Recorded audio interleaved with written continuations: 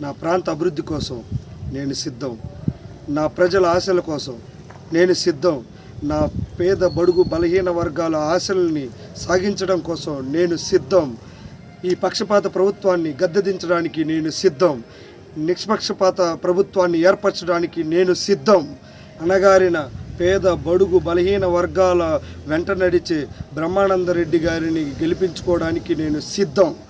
అవినీతి పాలన అంతమొందించడానికి నేను సిద్ధం. అవినీతి చేసిన ఈ అరాచకపు పాలన అంతమొందించడానికి అడుగు వేసిన బ్రహ్మానందరెడ్డి గారిని గెలిపించడానికి నేను సిద్ధం.